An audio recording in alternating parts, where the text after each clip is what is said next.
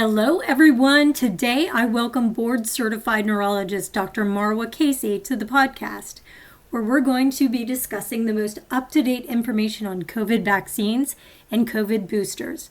Most importantly, we're going to discuss how all of that information relates to the lives of people living with MS in particular. Dr. Kaisey, an assistant professor in the Department of Neurology at Cedars-Sinai Medical Center in Los Angeles, focuses her practice on caring for people with MS and other neuroimmune conditions. She teaches Cedars-Sinai neurology residents in both inpatient and outpatient settings and assists with the MS Fellowship. She's won multiple teaching awards, including the A.B. Baker Teacher Recognition Award from the American Academy of Neurology. She's active in research and has several publications on the diagnosis and misdiagnosis of multiple sclerosis. Her works include developing novel tools to more quickly and accurately diagnose MS. She can be found on Instagram at the MSMD and on YouTube, where she provides, in a quick and concise way, that's what I love about her, all the latest in MS research as well as tips for living well with MS. Links to both of those are going to be found in the episode notes. I've really been looking forward to this interview because there's so much information out there, and the changing recommendations come so fast and furious these days that sometimes it's hard to clearly break it all down. But in this episode, Dr. Kaisey and I cover not only the most commonly asked questions, but also questions that you might be curious about, but they're just not often discussed anywhere. Questions like, how were they able to whip this vaccine up in record time when vaccines in the past have taken years to develop? Or how do you know if you've had a, quote, good response to the vaccine? We even cover the latest on mixing and matching vaccine brands. So there's that and so much more coming up in this episode of the MS Gym podcast. Here we go. Dr. Kaisey, thank you so much for joining us today. I know you're super busy. We're going to try to knock out as many questions and answers as we can during our time together. So welcome. Thank you so much, Brooke, for having me. I'm excited to be here. I'm excited to talk about COVID. It's constantly, the situation is so fluid. On any given day, there could be 3 new updates to the situation, or something that yesterday was true is now not true, or something that they recommended yesterday, now they're not recommending. So I'm hoping you're going to help us all break it down. And I'm going to start with some basic questions, and then we'll dig into some things. And then I'm going to ask you about an educational project that you're working on that I hope that you'll share with us. But my very first question is, because with COVID, people that they consider at higher risk are people with underlying conditions. Would MS be considered on its own an underlying condition? Just That's having a great MS. question. Yeah, just having MS without any of the treatments kind of complicating that. No, it's a really, really good question. And this is something we were closely watching at the beginning of the pandemic. Theoretically, we did not think that having MS alone would increase somebody's risk of having more severe outcomes with COVID. It certainly doesn't increase someone's chance of catching COVID, right? But the question is really, does it make it more severe if you do happen to catch it? And the answer is no. We have the data now to show that people with MS are not at more risk of having worse outcomes, like being hospitalized or, God forbid, death if they happen to catch COVID. And the reason that we didn't think this was going to be an issue in the first place is just the background knowledge of what MS really is. It is not an immune suppressed condition, right? So really what MS is an imbalance in the immune system. Some certain types of cells are too active, others are not active enough. So the immune system is wildly complicated. And I feel like the more I learn about it, the more confused I become sometimes. But it's not that the immune system is overly aggressive, which is sometimes what it's overly simplified to be described as MS is an overaggressive immune system. And it's not a weak immune system either. It's just an imbalanced one. And that imbalance doesn't affect how somebody fights a virus like COVID. So we didn't think it was going to be a huge issue. We were watching it very closely, and it turns out that people with MS are not at more risk for having severe outcomes from COVID. Now, things like obesity or high blood pressure, certainly age, do affect someone's risk of having more severe outcomes with COVID. Okay, wonderful.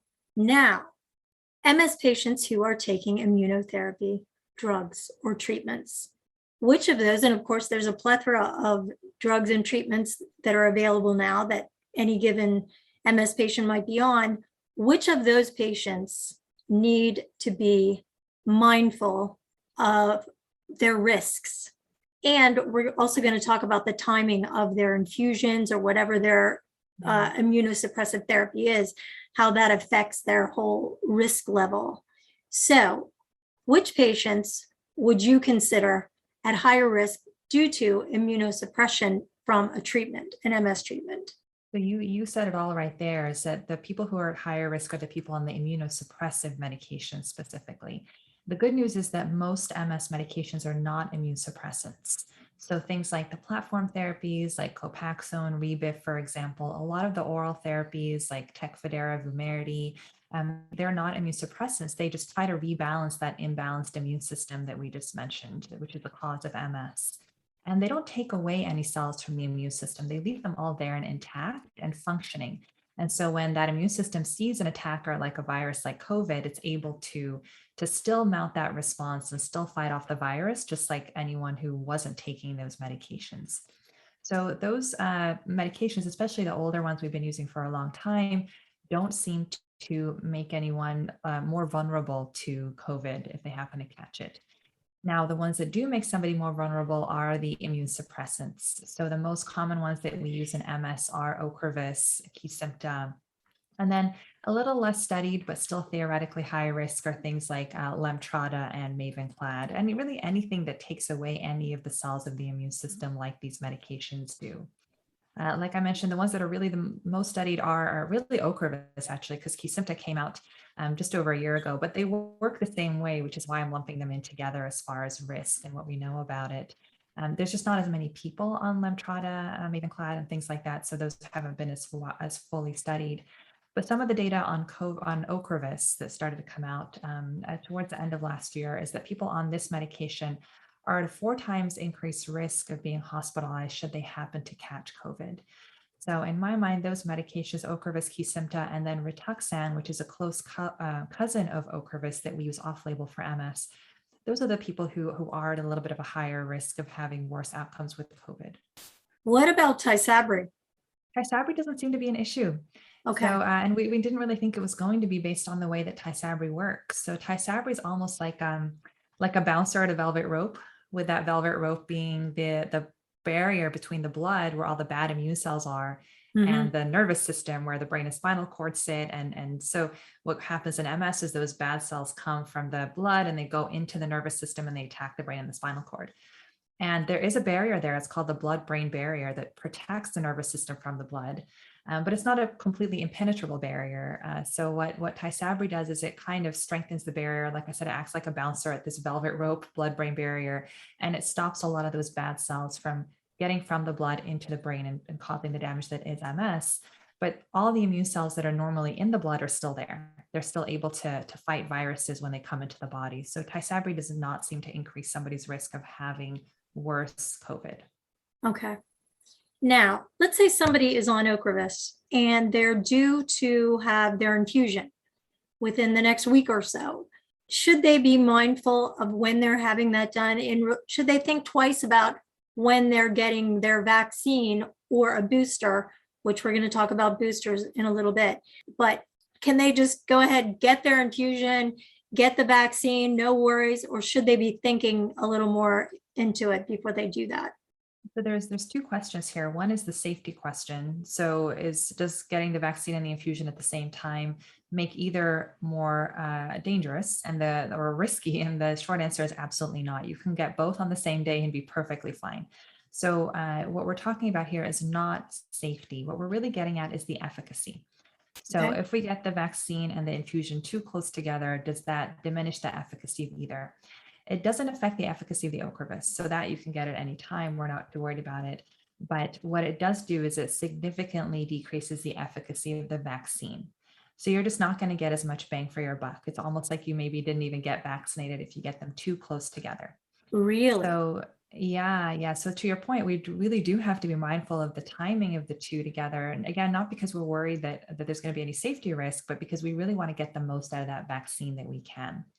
So then the next question is going to be, well, what is the sweet spot? What is the ideal Right. timing, right? Exactly. It is hard to hit for a lot of people because especially when the vaccines first came out, it was like, get it as you can, right? Like as soon as you Yes. can. We'd all been living through this pandemic. Most of us ran out and got the very first appointment we could. So what we saw is that people who get them too close together don't have a great response to the vaccine. And it gets very complicated. I have a long YouTube video explaining this because it is such, so there's so many nuances as to how we have studied this phenomenon. But there's basically two halves to the immune system, the B cell half and the T cell half. And the B cell half is what the Ocrevus affects. It takes out a few of the B cells, not all of them, but a few of them. And we need our B cells to form full responses to vaccines. So that's what we're measuring when we do a blood test for antibodies to the COVID vaccine. I don't know if you've heard about people getting antibody tests to see how Yes. well they did to the vaccine. So really all you're measuring is that B cell half. Now, the T cell half of the story is much harder to measure. You need like a dedicated immunology lab. It's expensive. And so that's rarely measured. But the T cell half in people getting Ocrevus is perfectly intact. We haven't really touched it or affected it. And so that half is working great. We just can't measure it with a blood test. So I say all that to say, take this with a grain of salt because we're not actually measuring the full effect of the vaccine in most people. But again, I have a YouTube explaining some studies that did have access to that T cell lab and what that showed. But Well, definitely. We'll share a link to that in the episode notes yeah, because because it's I so did see nuanced. that. Yeah. Yeah, thank you. Yeah, and a few studies have just very recently come out with actual numbers, which is always nice to see to shore up the theory that we have. So the ideal timing for the B cells at least comes down to probably around 4 or 5 months after the last Ocrevus infusion. Okay. So if you get Ocrevus infusion on day 1, waiting about 4 or 5 months, then getting the COVID vaccine, and then really we want to give it at least, definitely at least 2 weeks, but ideally 4 weeks before you get your next Ocrevus infusion. Okay. Okay. So some of this comes from Ocrevus studies specifically, post-COVID, I mean, and some of it comes from Ocrevus studies before the pandemic, before COVID was even a thing. They did a study on flu, tetanus, and pneumonia vaccines, and they tried to figure this out of do people even respond to vaccines? They didn't tell us what the sweet spot was, though. They just took all people who were 3 or more months past their last Ocrevus infusion, vaccinated them, and saw that what their response was. And they had a decent response to these vaccines, but not the same as somebody who wasn't on Ocrevus. So the big takeaway from that is if you wait at least 3 months and get your vaccine for whatever it is, you should have a decent response, but just expect that it won't be as full as somebody who's not on Ocrevus. And so that's where that 3-month mark came from that we were using for a long time.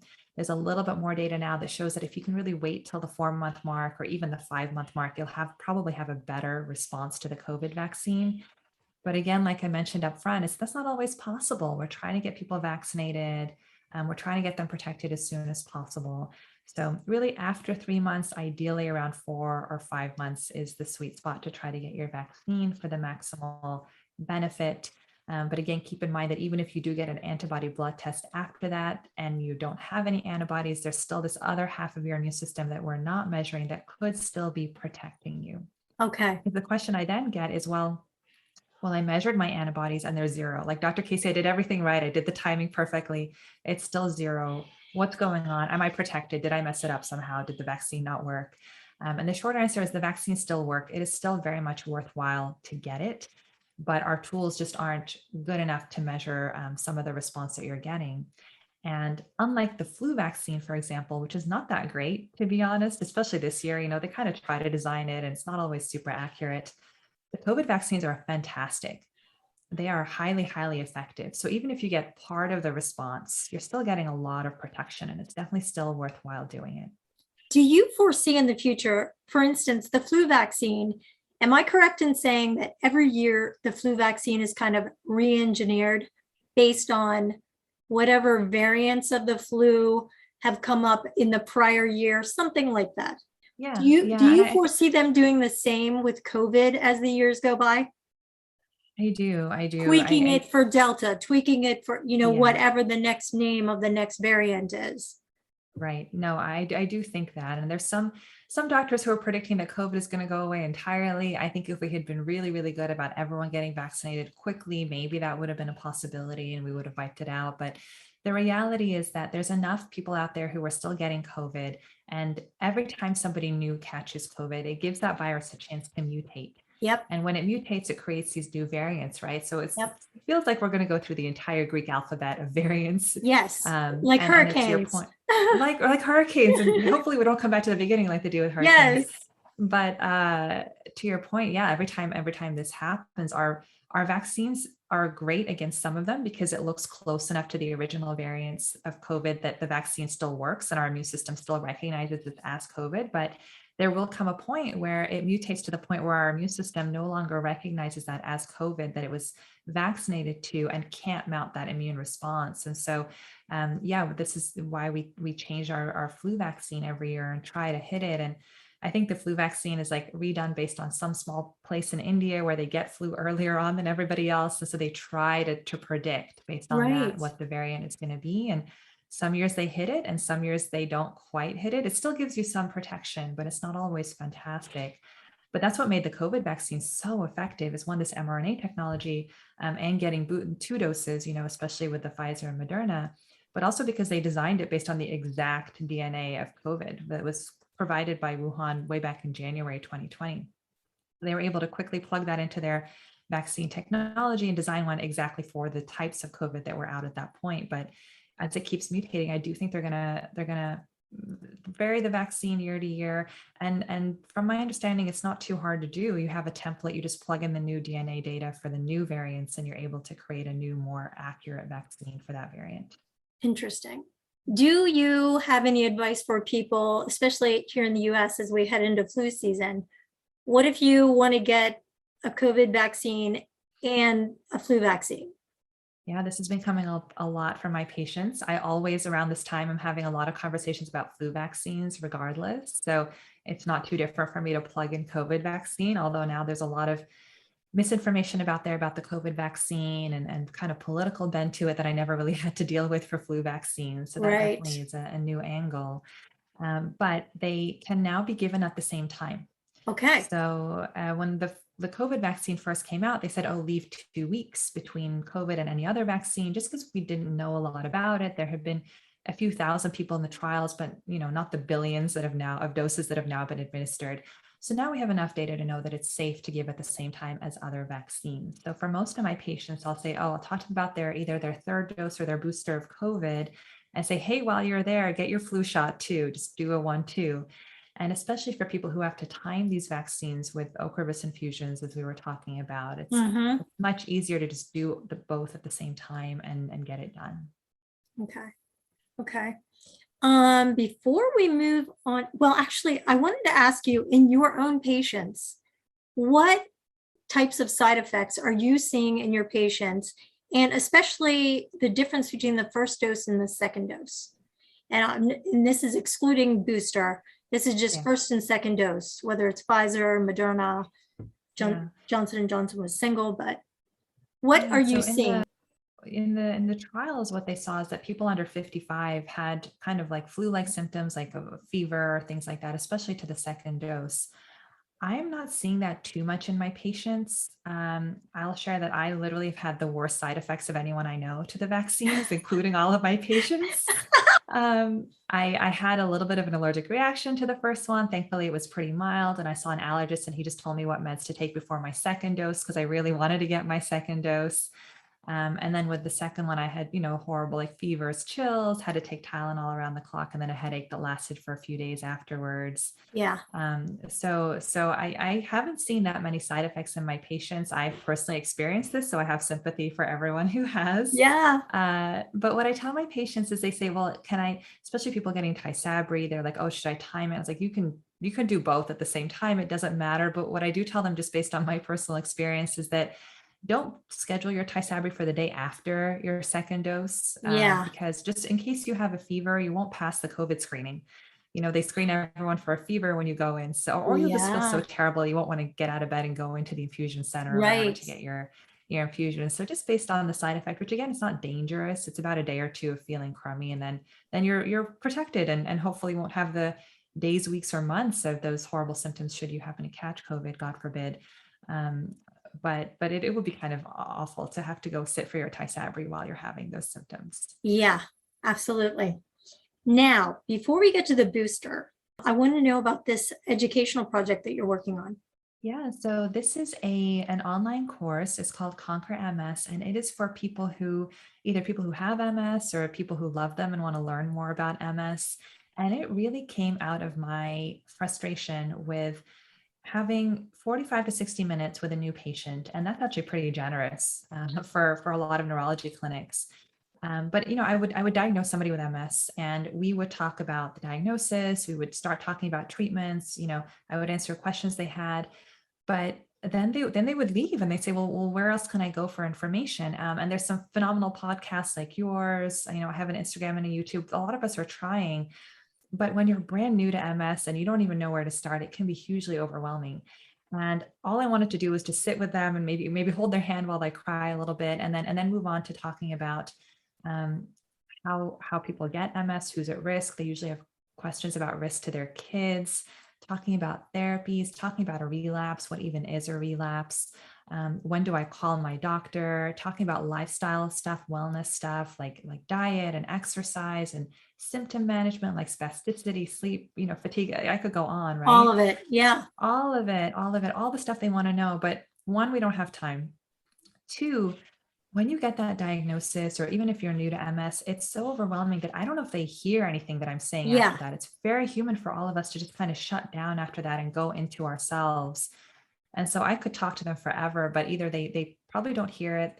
If they do, they don't process it very well, and they forget all the questions that they want to ask in that moment. So what I've done is I've compiled all those questions that they do sometimes think to ask, or they come back and ask me later, or they'll message me later that night because then they finally had time to process and think of it. Right. And I created a course that you can go through at your own time, at your own pace, that will really cover all the basics. And it's not hundreds of hours of me sharing every last thing I know about MS. We're not trying to turn you into an MS physician. Certainly that's way too overwhelming, but it is the need to know key information that patients ask me for time and again, all in one place that you can just go through from start to finish. And where can people find this, or it's a work in progress? It is almost finished. It's definitely a labor of love, and it's taken me a lot of time. Although, like I said, the easiest part was knowing the questions to answer, because I've, taken probably thousands of people through this process at this point. But it is called Conquer MS. It will be on Teachable for now. There's an interest form. All you do is put your name and email address in it, and then you'll be one of the first people to know when the course launches. Hopefully in the next few weeks. So I can certainly share that link with you if you want to. Yes, and we'll put it in the episode notes. That'd be fantastic. It sounds like something that so many of us wish we had in the beginning, because like you said, it's a lot. It's a lot of information. And some of the things that you might tell people may never happen to them at all. But it'd be nice to have a place to keep going back to and re-listening, and that would be great. Absolutely. Thank you. Fantastic. Yeah. Now, let's talk about that booster. Yeah. First of all, do you recommend that MS patients who have already had their first and second dose of whatever brand have a booster? So let's talk about this, because again, I feel like I keep saying it's nuanced, but it is. It's complicated. Yes. So I think there's a couple of different points here. One is the third dose versus the booster. And this is really semantics, because you go to the pharmacy, they're going to give you the same thing, right? It's not a different medication. It's not designed differently, other than Moderna, where you're going to get a full dose for the third dose versus a half for the booster. It's the same thing. It's the same thing, but the difference is in why you're getting it. Okay. So the third dose was designed for people who are on immune suppressing medications or have a weakened immune system, who didn't mount a full response to the first two doses of Pfizer or Moderna. So, right, those are 2-dose series. If you have a normal immune system or you're not an immune suppressant, you take 2 doses, you're good, right? You get the full response. That's the vaccine course. But there are people, for example, people on Ocrevus, as we mentioned, who don't have the full response to the first 2 doses. And so a third dose was introduced back in August and approved to get them to the same place the rest of us got to with 2 doses. And We when take you two say doses, we're same good. response, you are Yeah. talking about the same antibody response, the same number of antibodies created. Same number. Well, the antibodies on the B cell half and the T cell response. Yeah. So it may not get them to that exact point. There's not a lot of data on third dose in these immune suppressants at this point, but that was the theory behind it. That's why they approved it, is to try to let those people catch up to the rest of us by, instead of taking 2 doses, taking 3 doses. And the only So, way to find out if you've had an appropriate response is through blood work. well, there really is no great way, honestly, outside of a research study to find out. And so it's almost assumed that you didn't have a full response, Okay. and you Okay. just go get it if you're on these medications. So the way that they approved it was, it really is meant for people on immune suppressants, but they approved it for anyone with any immune condition. So even my Yeah. patients on Tecfidera, I was like, well, if you really want, you can go get one. I don't think you Yeah. need one, but you're Right. technically eligible. And this one has nothing to do with the timing. So you don't have to wait 6 months, you don't have to wait 8 months, because it's not about waning immunity over time. It's not about like a lessening of the immunity as it wears off. It's really about getting you the full initial response to the vaccine.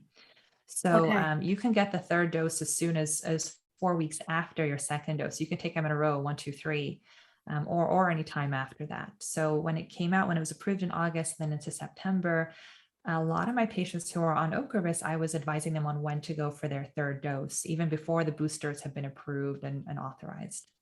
Now, So the oh, please booster. go ahead. Yeah, so the booster, right? So that's the Yeah. third dose, which I Yeah. think is super relevant to people living with MS, because a lot of them on these medications needed a third dose. And now talking about the booster. So the booster is for people who got vaccinated months ago, and that immunity is wearing off. So Okay. when we get vaccinated, it doesn't always last forever. Some of them do, right? Some of them we get in childhood and then we don't need to do again. But some, like the flu, we need to get every year because it wears off, and then there's variants. So this is part of what they're doing with COVID. And with COVID, natural immunity, meaning if you have COVID, that immunity only lasts for a few months. I think around 3 was around the number they were working with. So the vaccine immunity lasts longer than that, but it doesn't last forever, especially because we're just now introducing our immune systems to COVID. It's a brand new thing. So what they are recommending the booster for is people who got vaccinated with Pfizer and Moderna more than 6 months ago, are at some sort of higher risk. So either they're older, over 65, they're immune suppressed, or they have a higher risk job, for example, people working in healthcare. Right. For Johnson & Johnson, they approved a booster as just a second dose, really, because if you look at the efficacy for Pfizer and Moderna, they do outperform Johnson & Johnson a little bit. And I think that's just because they had 2 doses. They had an edge on Johnson & Johnson, which was just 1 dose. Yeah. So the Johnson & Johnson, it's not necessarily for waning, but it's really to kind of shore up that first dose and to provide support and make it a 2-dose series. And I think you mentioned the Moderna booster is only a half dose of the is a half the dose of the initial 2. Right. Right. Okay. And that's because the Moderna dose itself initially was I think was a little higher. Now I'm not an immunologist as a vaccine specialist specifically, but this is my understanding is the Moderna was just dosed higher. People's immunity was not waning as much. We saw more breakthrough cases with Pfizer with the Delta surge than we did with Moderna.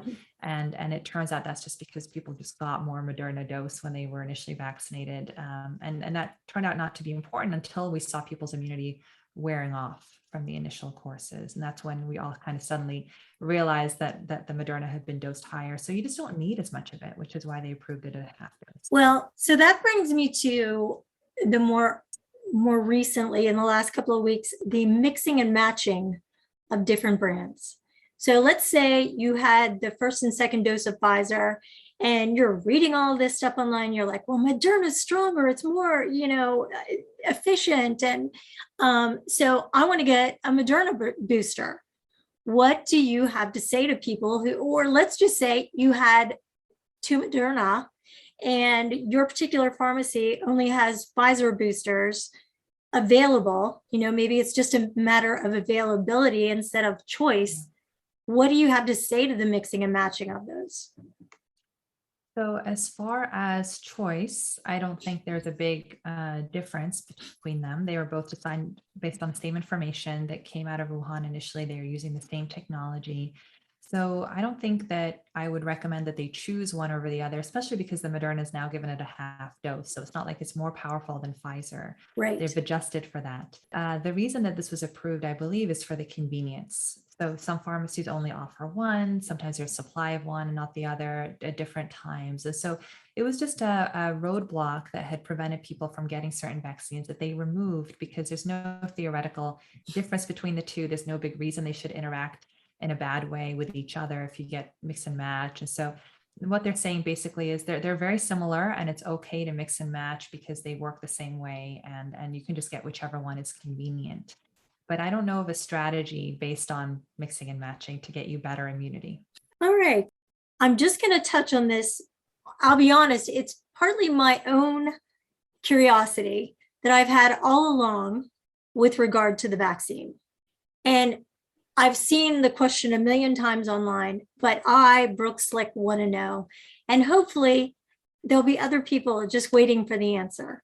In the past, other vaccines, whether it's polio or German measles or chickenpox or whatever, took X amount of years to create and bring to market.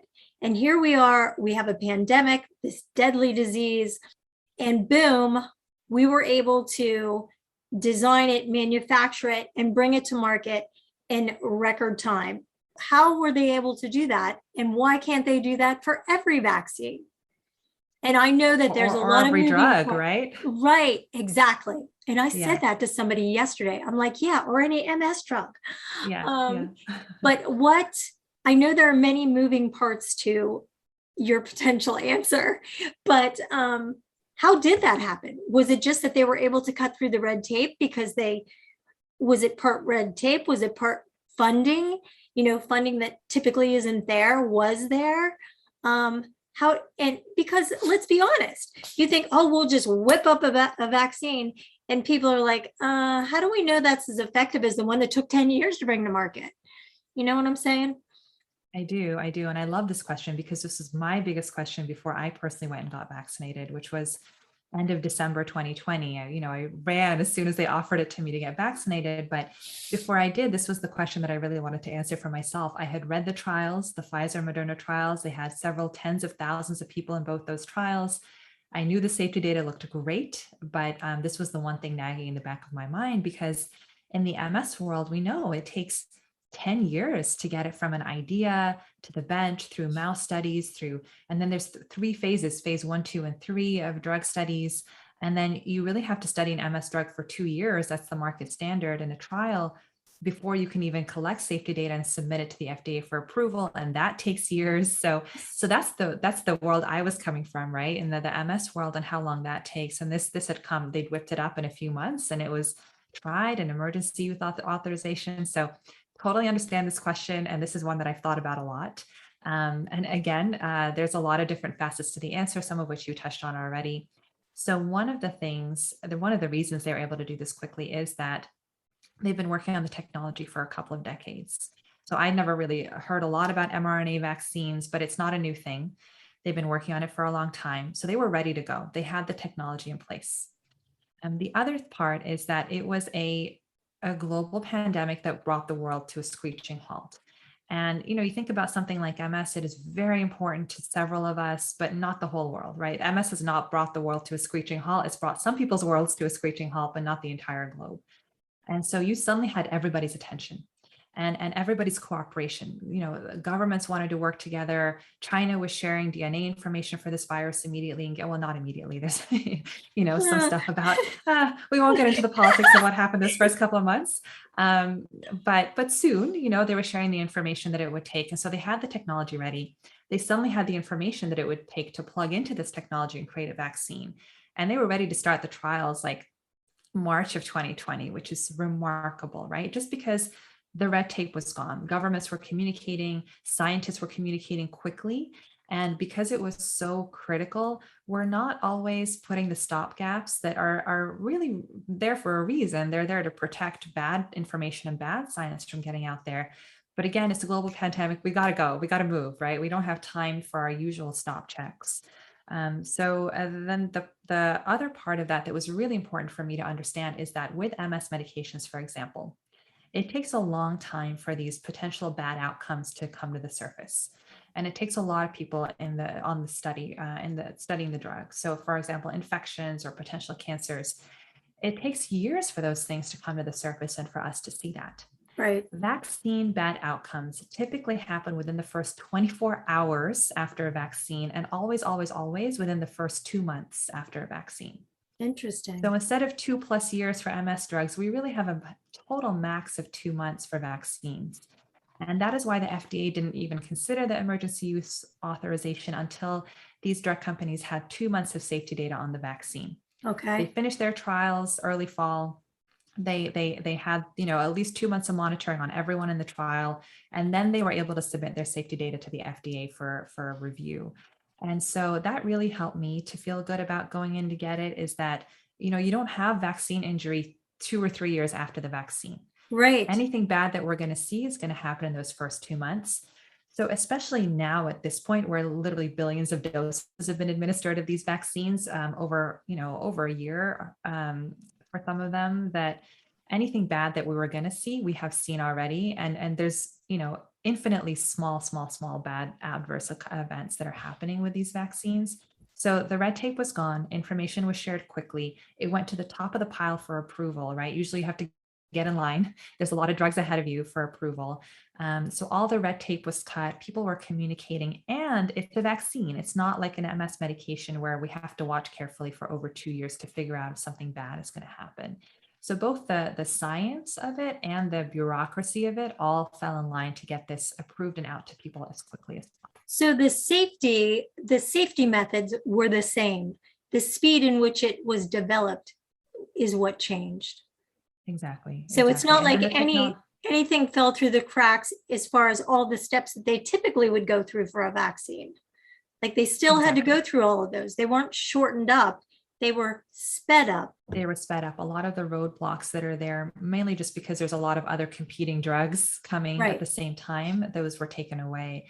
And the technology was there, and it just helped that it's a vaccine. And we don't need to study vaccines for more than 2 months typically to see anything bad that's going to happen. Like I mentioned, it's usually like the first day Yeah. that if something's going to happen, usually the first few days really, and then definitely within the first 2 months. So there's a lot of different things, but that's why I said I felt good about going to get it after kind of teaching myself all this stuff, because I also was like, what? It usually takes this years and years. What corners did they have to cut to get this done? Exactly. But they didn't. Yeah. They really didn't. This is just how fast science can work when it really needs to. And I got emotional when I went to get my first shot. I really did, because of that realization that this is what science can do. This is the power of science. It's exciting. It's so exciting, and it's awe-inspiring. And this is just what happens when everyone around the world comes together to fight a common enemy. I'd like to think it sets the bar for the future of vaccine approval, pandemic or not. I'd like to think it sets the bar for a lot of different, not just vaccines. Now that people can see what can happen when everything falls into place more quickly. So that's real. I feel so relieved. Because I waited, because I talked to my neurologist about it. This would have been a year ago, and he wanted me to wait just a little. I had HSCT done. So I had the transplant history. I also had a history of shingles and things like that. But otherwise, I don't take any MS drugs anymore. But I still have symptoms. But he said, let's just wait till I get a little more feedback. And I was cool with that. I was totally cool with that.